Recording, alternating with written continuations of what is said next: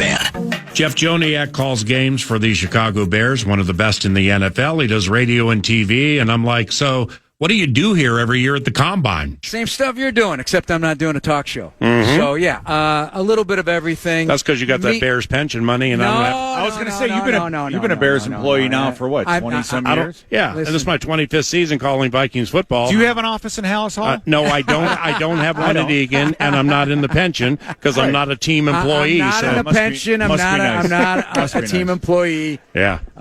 Personal services contract. Yeah. That doesn't count, though. Have you started looking at property in Indiana? No. Like Anderson, Indiana, Bloomington? Nope. I'm still holding out hope. Whatever. They ain't leaving. Listen, whatever the organization feels is best. Our assistant general manager, right, Ryan Grigson, yes, Hammond, Indiana native. Oh. He has the inside on any real estate that you may need or want. Yeah, including 3 of his places he couldn't sell for the last 20 years. Everything's a process. Let's see what happens. It'd be a shorter drive down here from there. Okay, let's be serious. On the right side. the Bears and Indiana stuff, like how much do you think about it? I don't. Yeah. I don't. I don't either. It's a long way away from whatever happens, and I just want the Bears to have a world-class stadium, and I want the fans to be able to enjoy every aspect of it. It's something that I feel the fans deserve, and it's been a long time effort to try and get a new stadium, and so it feels like we're in the home stretch of something. Well, I guess we know what he feels about Soldier Field with that comment. Right. Well, I always felt that the franchise should own their own stadium. And so they would not own their own stadium in Chicago. So, and I don't know how this would all work wherever they go. I know they got Arlington. They got the Arlington. They have that track. I was recently in Atlanta at the Battery area. I don't know if you've been there. Mm-mm.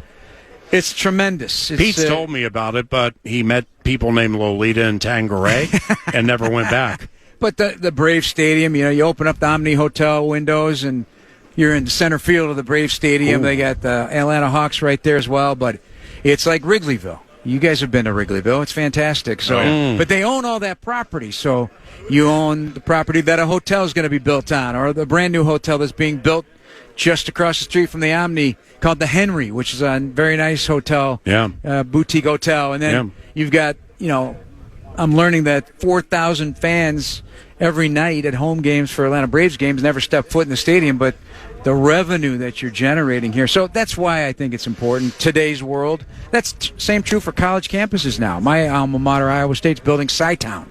It's going to be like a little Wrigleyville. This is money-making, for a lot of different reasons, especially in the NIL era. All right, Jeff, so think about the change for you at the Combine with the Bears, going from drafting number 1 overall, top 10 picks, and then to see that investment come to fruition and you win the division this year.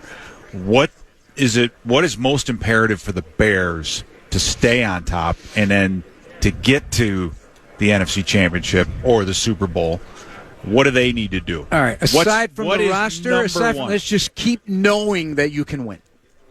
Not hoping, not learning how to. So we kind of witnessed knowing. We witnessed that one-score differential. You did. 22 to 23. Yeah. Right. You guys are amazing. It was we won I don't know how many games by one score. We set a records, 8, 9 of them. O'Connell was like 19-1 at that at one point or something. Yeah, and so we've witnessed that. So what was that like? Oh my Did you start to believe? Were you believing before the players? Are you having postseason PTSD right now? You got all nervous and you're squirming in your chair? No, because I can't wait to see what's next. Yeah. It's that feeling, and I felt that way every fourth quarter, because after a while you're like, okay, you're down 21-3 to the Packers. Here we go again. The Packers, the boogeyman is going to bite us again. And Ben, every halftime with Jason McKee, our sideline reporter, it became one-word answers. Wow. To his question. And he just walk off. And I'll be damned if not every week it was checking that box. Okay. Knowing. So wait till the fourth quarter. And the way it's set up, it felt like that Patriots win over the Falcons in the Super Bowl, where every single thing that happened when they fell behind had to happen when it happened and why it happened. And this is how the Bears games did.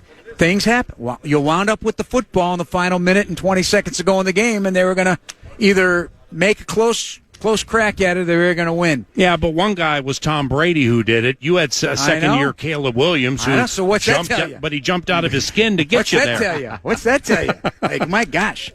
I keep bringing this up. What? In all the years you're calling games, Mm-hmm. all the years, Pete, you playing games, 51.6 yards for a 14-yard red zone touchdown in the divisional playoff. Never seen him. Oh, the throw back left of the end zone? Why? Oh, wow. What in God's green earth? Yeah. How does this happen? You're not beating yourself up anymore for the call, are you? Because he did lob it. I went and watched it last night. After you said to me yesterday, we talked about the call. And yeah, who lobs a 51.6 pinpoint? Jeff George. That's it. I was going to say. Caleb Williams. Postage stamp. Jeff George said, he said he could toss it 70 right now. Yeah. Or he did. I with bet his he could. kids. Yeah, that guy, Greg Cosell, I interviewed him earlier, and he just got a kick out of seeing Jeff George. Yeah. I was talking about a guy who could just spin it. I know. Effortlessly. What was it like calling those games? As you know, Rams and Packers. It's an adrenaline rush that goes It had to beyond have been compare. amazing. But here's what I kept saying. And I don't know if you ever felt this, but there's more to it than just the play. It's everything around it. So the stadium, and the first time in my career, it was heaving. It was actually the stadium was shaking. Yeah. And I don't know if that's good or bad. Right. Like, We felt that one time. And Wait, I'm not joking. was it shaking because of the Cole Kmet push-off? Or was it... Or Hey, was by it any means Yeah. necessary, calm it down. 09 NFC title game, it down. New Superdome. Orleans. They Yeah. stood up every single play, the Favre game, and we get bounced. Yeah. It was Well- Pete's Coffee. Every time they score, you played New Orleans, they score a touchdown, Yeah. and they go to commercial break, and what do? They play the music, and everybody dances. Right, I have a right, video Yeah. from on my phone showing the crowd dancing during the commercial break, and then it pans to my cup of coffee, and Yeah. it's literally doing this. Yeah. Like you're on the Titanic. Crazy. And But- I have video of Sean Payton cheating with the bounty gate, and subsequently he was suspended a year. But anyway. But so I continue. It felt cinematic to me, honestly. Wow. Especially because it was sensory overload. It was the robust response of the fans from start to finish. Yep. They hung in there when things weren't going well. Gave him a standing ovation despite losing when How they many left times have you seen that in your life? into the tunnel. It was loud and long. In football? Yes. Never. I never have. The players are never going to forget that. Believe me, it resonated Yeah. with them because And you're maybe not- they'll be able to anticipate then that in the future, but also respect the fact that they get booed. Yeah. Because they loved you up, and they didn't want to leave the stadium. Good point. They were trying to get them out of the stadium. They didn't want to leave. I had friends that went out after the game. Butch McGuire's down on Rush Street, that area. They were closing at 4:15. Last call, they stayed till 6 in the morning. They were all Bears fans. That's This is right. so the Bears are back. Like Yes. the Yeah, the city, Bears are back. The Can't city dispute it. fuels. Were that, you? right? Were you? It was crazy. Were you upset though when Thayer stepped all over your touchdown call? No. Did he step on it? No, I don't know, and I don't care. Okay. Come on, man. So The he Minneapolis Miracle thing. They had So stupid. Thayer doesn't get up out of his chair for Yeah. much. Yeah, either does And Bursic. it was just raw. Wow. High fiving the Oh. fan in the booth. Because we're on the west side of the Oh yeah, stadium. we've had many of your fans And- in our and the booth. Oh, your fans- booths are phenomenal there. But they're coming in for the first time in my 25 years. They're trying to reach in, and I'm Jump into the Vox high-fiving. box. Yes. And so, but when the throw by Caleb to DJ against Keshawn Nixon, I felt like the stadium, like people, strangers dancing, and it was like a slow motion movie. That's why it was cinematic. When the snow started falling, Oh. I mean, You let for yourself some believe. reason, when the snow falls for a Bears game, Yeah. the fans just lose their mind. I almost swore just there, and it adds to the drama, and it was just. I don't know. He let I'll himself never forget believe it. that he was going to Santa Clara. A lot like the opening With the day ball in our Monday night. hands Yeah. against the Rams in Yeah. overtime. Oh, that's right. Well, you talk about the surreal moments of out of body, and it's going. It was. Well, 09, when the Vikings got the ball with 2 minutes left, I can't remember exactly the words I said. We come out of break, and I say to Pete, this is what everybody always talks about. Yeah. We have Brett Favre Yeah. and the ball Right. to go to Miami. Right. Yeah. And then he threw it to Tracy Porter, and we went home. I'll never forget that. 12 call men in the of yours, huddle, man. the whole thing. Oh, Yeah. my 12. Too God. many men out there. After a timeout, no doubt. Yeah. No less. Yeah, well, about your Minnesota Miracle call. Minneapolis Miracle, if you don't mind. Well, we can imitate her right now. Pardon my French. No, we can imitate her right now. Caught by Diggs. No, I don't want to. And he's like, and the crazy thing is, it was such an immortality-like play itself. Now all of a sudden after the game, this is Jeff Joniak, play-by-play voice of the Chicago Bears. I have immortality-type people, Schefter, Glazer. Now all of a sudden they want the announcer on the podcast to talk about it. A certain LA Laker too, right? LA Laker. Who? Yeah, who was talking about? Oh no, that was a different. That was a different. Oh, LeBron, stop. But anyway, 3-2. So, but these Nationals, 3 of them in a row said the same thing to me. Not about the game, not about Diggs, not about the Philly game coming up. Your analyst jumped all over your call. And I said to all 3 of them, my gosh. I wanted to say, are you guys idiots? Yeah. It's raw emotion. It's organic. He gets to talk too. Yeah. B, it's raw emotion. It's organic, and I wouldn't exchange it for anything. No, I just couldn't believe how people were trying to start crap. You cannot replicate that in any walk of life. That moment in time when something like that happens, that's there for perpetuity, and will live on NFL films for perpetuity. Well, and we are charting the history of the game. And that involves great emotion. That's the best. And you can't make it up. Well, and that's why this sport, especially radio, is the reason that all comes together and marries with fic. I'm just glad your sideline analyst is still alive. And here's what I mean. And you're going to know exactly what I mean. Honestly, one of the 2 hardest hits in all the games that I've ever called in my life took place at Soldier Field. Pete was with me. Right before halftime, Jason McKee, E.J. Henderson came. Explain it. Yeah, no, it was just a off tackle little dive. That's what it was. Last play of the half. Keep him happy. Play before the half. And E.J. Henderson, and it was quiet. People were starting to move out of their seats, so you didn't have a lot of crowd noise. And E.J. Henderson hit him so hard. I think J-Mac? I think he saw his entire family. No, he lay prone on the field for 5 minutes. I don't recall this. Ask him. And those of you who don't know Jason McKee, and now in retirement as a outstanding high school football coach in suburban Chicago at Carmel High School, he is a boulder. He's no Dave Logan. He's a boulder. Mm-hmm. He's a boulder. Boulder. How about that? Yeah. What's the connection? Didn't even know I stepped in it. Well, that's why you do what you do and get that pension. But J-Mac is an immovable object. You don't dress like this when you're not. Yeah, well, you're getting pension and we're not, so stop rubbing it in. Yeah. Jeff Joniak, play-by-play voice of the Chicago Bears. He earned it. He earned it. So, again, what do you think for the Bears? Just the continuous... the fit? Well, I want to continue to develop and grow Caleb Williams. That's number one. They're just scratching the surface and understanding and learning the offense and implementing. I know this because Ben doesn't lie. He speaks the truth, and they've just scratched the surface. So as Thayer told me, think about an iceberg. 75% of it is underwater. Pretty soon, you're going to start to see that iceberg grow vertically, and so that's big. He's elusive, man. Hopefully, you're not the Titanic and you avoid it. Right. That's always if anything, around the bend in the NFL. But defensively, obviously, we have a lot of needs on defense to fill some impact areas. You're about to have more. Caleb better be ready to look off Kevin Byard. As he comes soaring up the middle between the Vikings' defensive tackles. So you guys want him? I can't say. It's too controversial. Well, you're grinning from ear to ear. Yeah. If I was on the team payroll getting the pension, then I'd be even more elusive. Yeah. I have no idea. We don't have any money. Byard's outstanding leader, and Ben Johnson put a lot of belief and respect from Kevin Byard, the way he helped him in that locker room. Your coach is the bomb. He's the absolute bomb, and unbelievable. I'm so wound up right now. It started last year after the Vikings got bounced into the playoffs at Arizona against the Rams, and they have Tyler Higbee. Okay, then they had this something Allen. They had these two tight ends I'd never heard of. And then I watched the game back, and I'm like, are you kidding me with the way they use these tight ends, and they play a lot?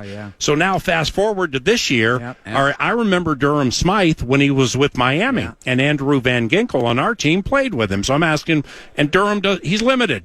But what he does do is important. Komet kind of does everything well. Loveland's a star. Then you got Swift and Monungai. The way he manipulated those backs, the play action, and those tight ends, masterful.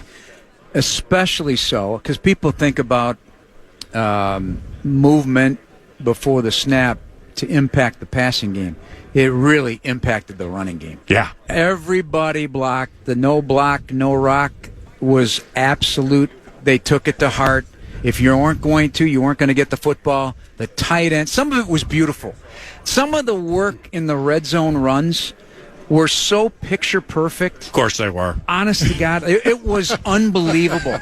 It was. Monungai's the new Pacheco. Yeah. Ben Johnson's the new Belichick. Mighty Monungai. I love that. I love Mighty Monungai. Yes. Just saw him at Trade Dita in Chicago, throwing a restaurant out there. I don't know if you've ever taken your gal down there, but take it out. It's a Do you great still place. say fade to black?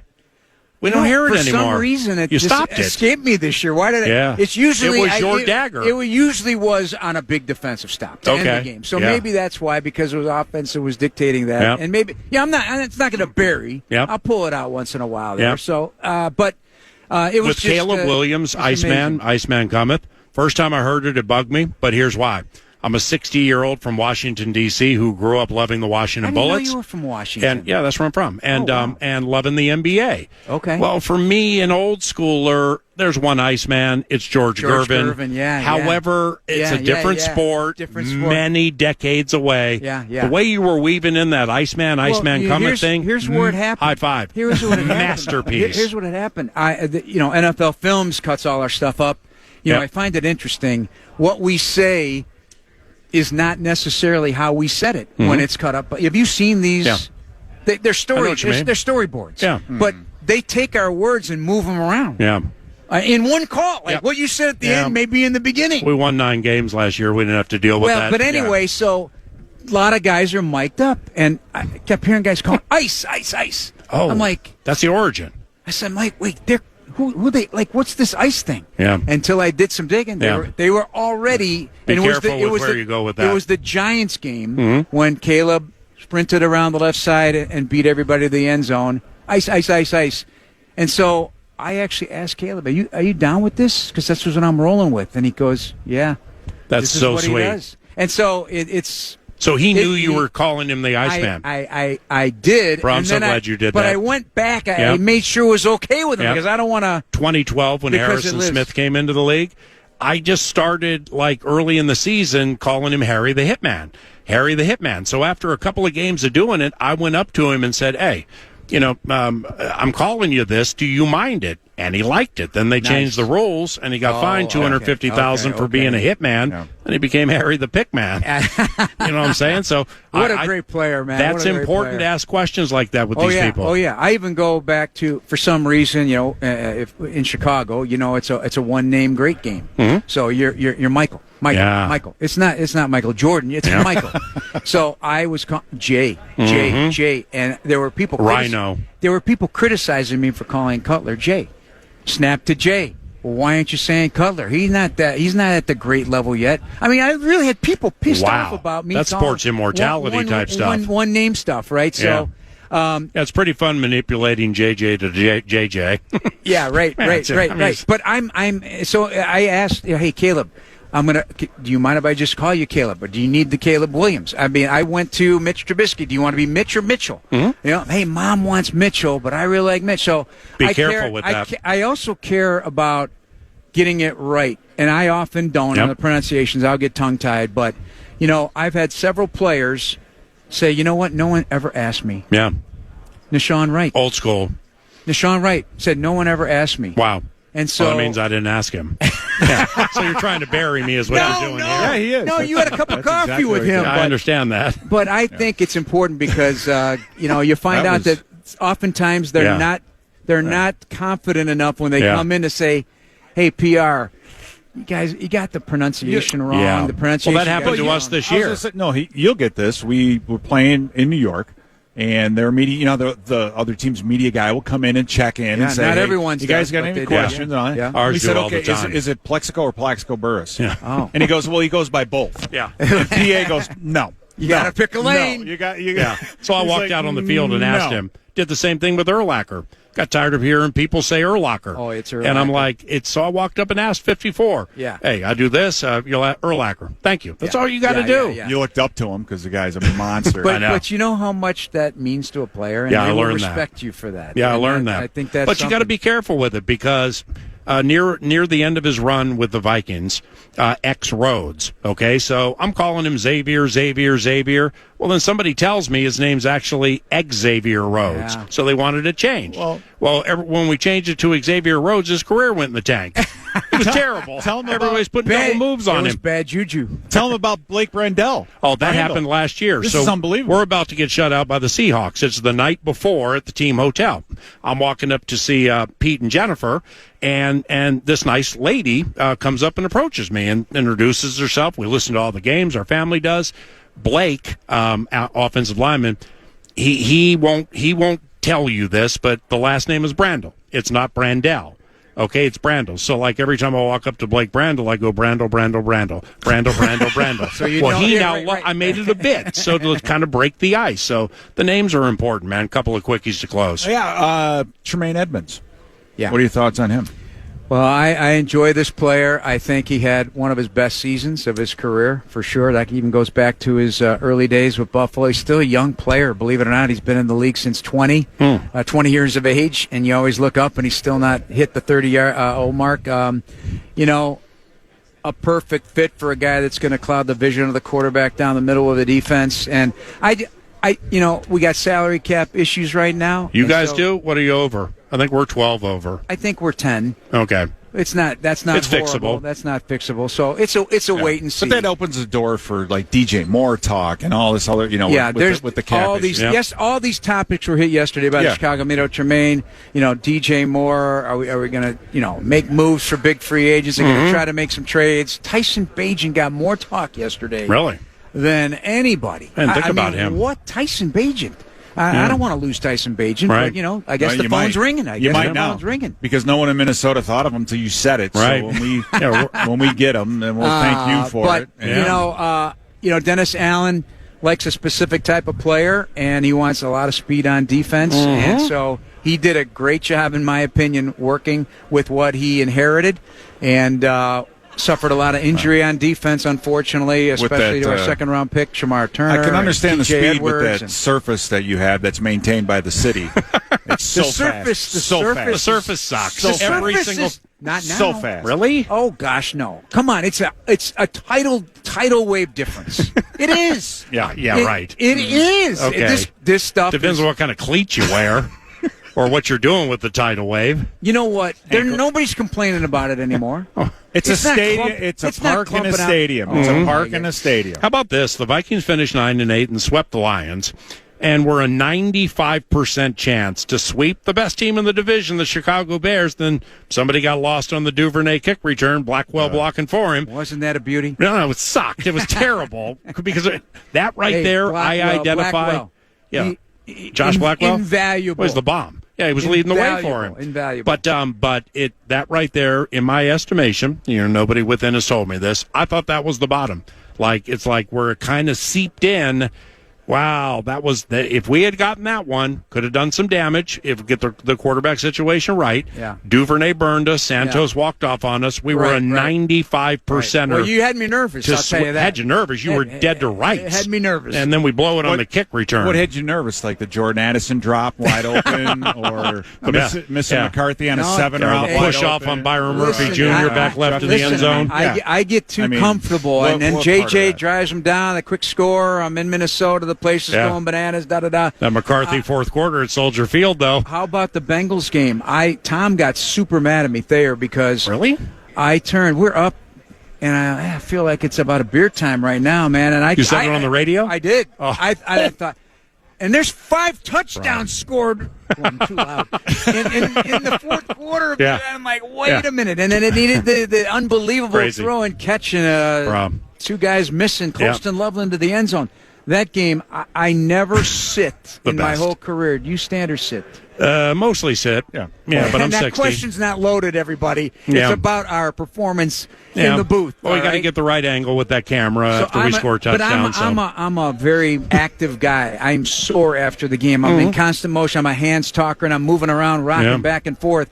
I sat that game in Cincinnati until that Kyle Monungai run with a scrum rugby-style movement, and I literally got me out of my seat, and I was animated. I'm like this, and it's all. And people people are watching me, and Mark Silverman from ESPN in Chicago. Sylvie, right over there. He's like, oh, my God, I never saw you get so... And it was raw emotion to your point, but what a game that was. That's because team president Kevin Warren was looking at you, and you wanted to get on the pension. No, look how much I love the team, boss. That game was not on video. Oh, really? Because, I never wanted it. Yeah. I never wanted it, and I don't know when it's in or it's I know not, what you mean. and it's the Bears that do it. That's the key. But I know that people do love it. Pete and I never look at it. We forget the camera's in there.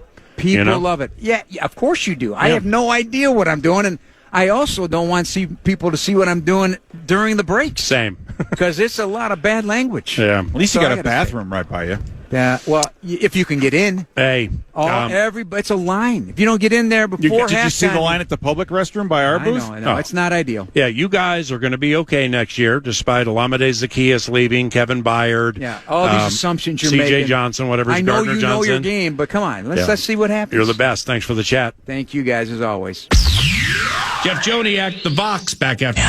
And the final combine cleanup is with big hitter Jeremy Fowler, senior reporter for ESPN, covering the NFL from the combine in Indianapolis.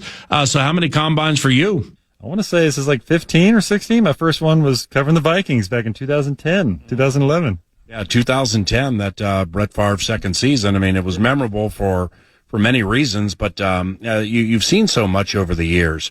As a reporter for ESPN, or just working covering the NFL beat for ESPN, the combine, what's important to you? Well, for me specifically, what's important is setting up meetings with whether it's GMs or agents or people that I need to speak with to get ready for free agency. That's my main objective right now. The draft for me is more mid-March and on, but for that first week of free agency, I need to be buttoned up. I need to be ready for news and breaking news. And, I'm part of our free agency show Monday through Wednesday, which is like a live show, and a lot of bullets are flying. So really my main goal is to get ready for that. And then if I'm working on a story or two, I might need to follow up with an interview or get what I need in that regard. Do you enjoy the combine? Do you enjoy that part of the job? Yeah, I do. It's probably my favorite event on the NFL calendar, funny enough. It's tiring. As you know, you get a lot of steps in and you run around, and sometimes there's some late nights too. So you're trying to balance all that, but you can get a lot of work done, and you can really sort of justify your existence that way. Jeremy, if you were to paint free agency coming up soon here with a broad brush, would you say it's good, in between, or not a great class? I would say it's somewhere in between B and C options. Like, it's not great. It's not terrible, but it's not very good. So, like, the problem is, and you talk to teams, are like, any players I would actually get excited about are now getting franchise tagged, like Kyle Pitts or Breece Hall or George Pickens. Like, those are more high-end talents. Well, there's a reason why they're not going to be available in 2 weeks. And so then you're kind of playing like supporting players high money, and that's the issue. But that's the cost of doing business. And I will say it's more exciting now because teams are showing that you can actually spend a ton of money and it can help year one. Like the Patriots last year, they went 8 for 8 on their big signings. All those guys contributed. They spent a ton of money and it worked out. So I think other owners are saying, hey, we can do that too. The Vikings are in a weird predicament because they've done some of that already, and now they have a roster with a lot of big salaries. So I don't know how much they can spend, but they're going to have to supplement in some spots, including quarterback, obviously. What at this stage of the equation with Vikings free agent wide receiver Jalen Nailor, O'Connell's put a lot of time into him, featured him in preseason games, just really trying to raise him in a way where he can be a contributor on a down basis. Now, the salary cap situation for the Vikings is what it is, and they may not be able to retain him. What kind of a market do you think there is for Jalen Nailor? Pretty good. I kind of put him in that second tier, like second or third wave of free agents at that position. Because you got the top, like Alec Pierce at the Colts, guys like that will get the big money. But I think Jalen's going to get a sneaky good deal. He could hit double digits per year in a contract. It wouldn't shock me. So he's going to be tough to retain for that reason. My question is, if you give him real money to keep him, then what do you do with Jordan Addison? Because Justin Jefferson, I suspect, is not going anywhere unless somebody offers them a king's ransom, and I don't expect that. So, what do you do with Addison, who's a year away from a new contract, but has had some off-field issues? I don't know. It's a tough equation. So you almost have to pick one. Do we just roll with Addison one more year, let Nailor test the market, see what he can get, and if it's too pricey, we'll back out. Jeremy Fowler, senior reporter for ESPN. A few to close here. Now, a decade and a half ago, as Jeremy mentioned, he covered the Minnesota Vikings. And at that time, Rob Brzezinski was the capologist. In fact, Rob Brzezinski was just the capologist 3.5 weeks ago. Now he's the acting general manager. I know you've spoken with him recently. What do you think about that whole situation? It's interesting, but he's somebody who's probably worn every hat in the business behind the scenes with the Vikings over 2+ decades, I mean, he's done probably every role except for maybe more of the front-facing interview stuff that he's doing this week. But he's equipped to handle it. I mean, he's been around. Yeah, just talking to him, it's pretty obvious, he wants to get more involved in the scouting process of just making sure everybody's aligned, making sure they're bringing out the vision that Kevin O'Connell wants in their draft picks. He wants to hit the draft hard. It's pretty clear they're not going to spend huge in free agency, but they'll supplement where they need, and they'll get a quarterback. They're fully going to get a quarterback somewhere. I just don't know which one yet. And then, he knows they have to hit the draft. They've had, as you know, they've had some drafts the last 4 or 5 years that missed. So I think if he can hang his hat on a good class, that helps him in that role moving forward. Well, your cohort, Adam Schefter, when I believe it was he who broke the story that, March 13th, first day of the league year, Kirk Cousins will be cut by the Atlanta Falcons. Well, recently at the Combine, their general manager validated that, and that's going to happen. So, what do you think is next for Kirk? I still think he's got a decent chance to get a starting job. I don't know if that's guaranteed yet, but the supply and demand is pretty good. You got whether it's the Dolphins, the Cardinals, the Vikings that are in a tricky spot because they kind of have to sell competition a little bit, but knowing that whatever veteran you sign, if you give them real money, that means they're probably going to start, like Daniel Jones last year. So it's tough, but then you want to get somebody where you have wiggle room for McCarthy to potentially play too. That's why even like a Joe Flacco comes to mind, or somebody that's like a classic bridge. But Kirk at this stage, I don't think he's expecting the contracts he used to get, but he's going to want to start somewhere, and I do think there's a chance at that. If it's not in Minnesota, I don't know where. I could see it. Well, I would say Atlanta, but they're cutting him. But I could see him maybe going back there in a world and doing a new contract with Kevin Stefanski. So he's going to have options. Well, I mean, we hear. I mean, you hear more than we hear, but Mac Jones, quarterback for the 49ers, that he's coveted. And hey, what would it take to get Mac? What would it take to get Mac Jones? Do you think San Francisco's even interested in moving him? Well, my understanding is if it's a great draft pick they could get for Mac Jones, I do think they would revisit that stance. Right now, they want to keep Mac. He was a great backup for them. Brock Purdy has had some durability issues in recent history, at least. So, what's it worth to you? Is getting rid of Mac Jones for a 4th-round pick worth it in exchange for not having a good backup? Probably not. But if it's a 2, do they do that? I think they would do that. But that'd be rich for Mac Jones. So some do see him as a backup despite his kind of star turn last year with San Francisco. So, which is a great offense for most any quarterback, by the way. Yeah. So I don't know. He would be a good fit in Minnesota, but I just don't know, what it's worth. Draft pick wise, if you're giving up a day 2 pick for him, it's a little rich for my taste. Well, and lastly, it's when talking about quarterbacks and veteran quarterbacks and the Vikings and McCarthy at age 23 and all that ad nauseum in our market. The name here at the Combine that started popping up with some people I trust is Geno Smith, Las Vegas Raiders quarterback. And, I'm not going to pretend like I watched a lot of Geno play with Las Vegas. He had some wonderful moments with Seattle. But Geno Smith, do you think he still has good reps left in him? Possibly. I do think he'll probably end up being available.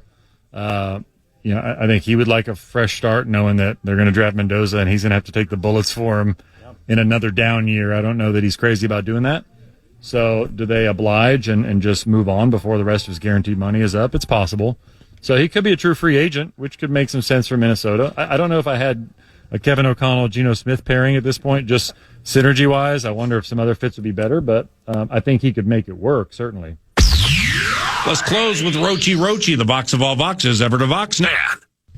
All righty, it is the Vox of all Voxes, ever to Vox, Alan Roach, Minnesota's Alan Roach at Mile High Roach via X, and Roachy joins us now after the in-arena voxing of a couple of gold medal winning hockey teams. Alan, you've been next to mucho high-end sporting events, Super Bowl, stuff like that.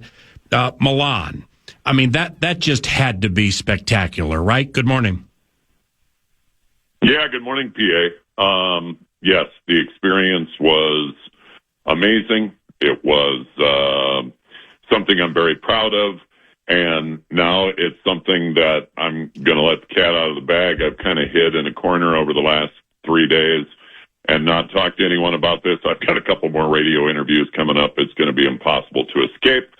I did not announce either gold medal game for the women or the men because I was sent home on Thursday prior to those games being played. No. Because they only kept one English announcer, and it wasn't me. Well, I mean... So that part is disappointing. I did watch the men's gold medal game sitting on my couch. The women's, unfortunately, happened while I was flying on a plane, and all I could do was read about it. But, yes, that diminished my experience a little bit, but I don't want to sound like, a crybaby or need therapy. But, yeah, it was disappointing not to do those. Okay, John Facenda's dead. So who else do they use besides you? They chose to use a gentleman from Liechtenstein who announces a hockey tournament in Switzerland every year. Well, it's interesting you say that because after Jack Hughes scored the OT winner and they're like doing the anthem and some other stuff, it wasn't you. But I thought maybe you just took off after that. So, hey, man, maybe I should have looked into that a little bit. Now, well, go ahead. It's not that you didn't look into it. It's that I didn't. I feel bad talking about it now because the whole sour grapes or whatever the word is, or egomaniacal, whatever. No, I haven't talked about it, but yeah, now that I'm going to start talking about my experience, there's no way around talking about that. Okay, well, you won't say this, and sure, we're friends, but I mean, you're not doing the Super Bowl, Olympics, Ball Arena, and all that kind of stuff if you are not the best in-arena Vox of all Voxes ever to Vox, period. So we'll move on. Anyway, so sorry you had to go through that. And now, but let me ask you this. Before the gold medal games, the speed of the game, the men's game at ice level, I mean, that had to be, that was awesome, right? Yeah, it's kind of ruined going back to an Avalanche game tonight, although that one's going to be great. Yeah. For the first 20 years of announcing the Avalanche, I sat exactly where I sat at the Olympics, right next to the timekeeper, about 4 feet to the left of the red line, and got to see action on the ice that close for 20 years. COVID happened, and the NHL moved everybody out of the penalty boxes to protect the players, and now we're never going to get invited back. I now sit, way up in the 6th level in a 5-level building, and that's where I call the games from. So to go back there for a week and see games from that perspective, it's going to be really hard to go to my perch way up high tonight. And those last 2 games that I announced were the men's quarterfinal games, which I guess were USA and Canada. They didn't play each other, obviously. I forget which teams they played. It was USA, Sweden, I think. Yeah. Canada, Slovakia, maybe. Okay. Canada, Czechia, I think. Those games were 2 of the best, fastest, hardest-hitting, most intense hockey games I've ever seen. So at Ball Arena tonight with Wild and Avalanche on KFAN, Brock Nelson, is there a gold medal celebration tonight? I would assume so. I thought it was interesting that McKinnon got the day off last night, but Brock Nelson played, had an assist last night. Go crazy, War Road, Minnesota, right? Right. Yeah, I would think so. I would hope so. And I hope that if we do announce something, or if I announce something, that I get to include the grandfather and the uncle that were part of the other 2 gold medals. What a story that is. Mm-hmm. All right, well, tonight for the game, I got bad news for you. It's Gus between the pipes for us, not Volstead. So Avs fans can't boo the guy that everybody was loathing after that shootout victory here in Minnesota. Well, knowing a little bit about the temperament of the Minnesota sports fan, and knowing how things have kind of gone over the couple of weeks before the Olympics began, and of course Gus Bus's experience at the Olympics, It's going to be, there'll be some therapy needed tomorrow if Gus lets in 3 on 14 shots in the first period, huh? Yeah, come on, Roachy. McKinnon's back tonight for you guys. That's pretty cool. Yeah, to have the some of the best hockey players in the world that I just got to watch, and now to come back home and see a bunch of those guys on the team that I announced for is amazing. That much like the Wild, the Avs had players on almost every team in the Olympics, and having all those guys back and now kind of a refocus. The Avalanche were falling off right before the Olympic break. They were looking a bit, what's the word? Human, I guess, mortal. And so I think probably now is the time to refocus and get back to, hey, remember in October, November, and December when we were the best team in the league by far? Yeah. We need to get that back. Love you, bud. Talk to you soon. Alan Roach, Vox of all Voxes, ever to Vox, Wild and Av, tonight on KFAN. For Nordo, I'm Paul Allen. God bless all of you. Thanks for listening. If it's good news or money, leave a message. Podcast today's Paul Allen Show, or listen back to previous show and interviews by going to the iHeartRadio app or KFAN.com.